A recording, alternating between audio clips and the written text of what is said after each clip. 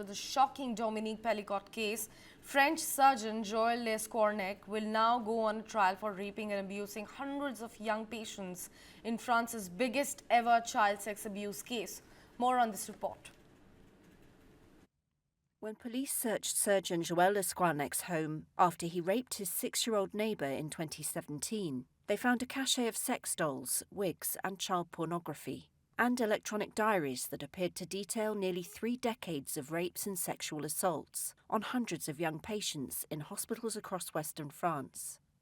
Le Scouarnec was sentenced to 15 years in jail in 2020 for the rape and sexual assault of his child neighbour, his 2 nieces, and a 4-year-old patient. But the investigation of his files continued, and the 74-year-old will again face trial on February 24th in Vannes, Brittany. It will be France's largest ever child sexual abuse case. Le Scouarnec is charged with the aggravated rape and sexual assault of 299 people, many of them children. Mathis Vinet was 10 in 2007 when his father and grandfather drove him to the hospital with stomach pain. The grandfather, Roland Vinet, thought nothing of the surgeon's order that Mathis spend the night there alone. In his diary, Le Scouarnec recalled sexually assaulting a little boy that day and the following one, according to a court document. We had no idea of what had happened, and he himself didn't talk about it. He could have said he thought it was normal for the doctor to examine him like that. A 10-year-old kid. Mathis was never the same and fell into a life of alcohol and drugs, the Vinets say. He died of an overdose, aged 24, in 2021, 3 years after learning from the police about the abuse he'd allegedly suffered. Reuters couldn't establish the role the surgeon's alleged actions played in Mathis's death. Roland and his wife Morissette believe he took his own life. There's no other word for it. He killed him. He didn't take a revolver to kill him, but he killed him.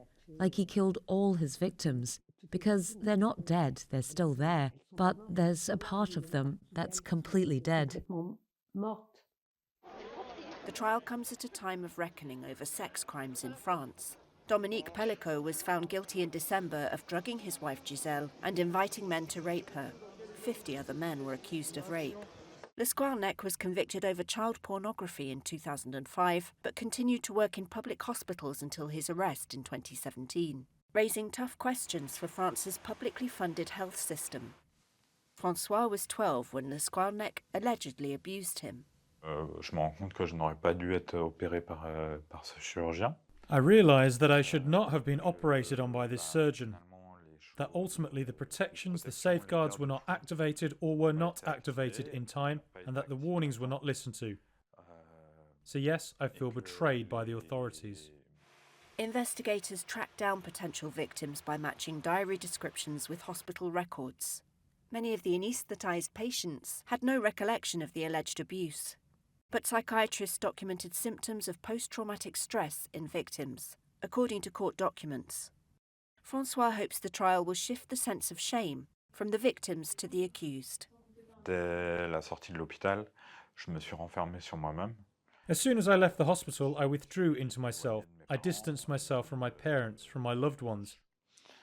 Je me suis désinscrit à... I cut all my social ties too.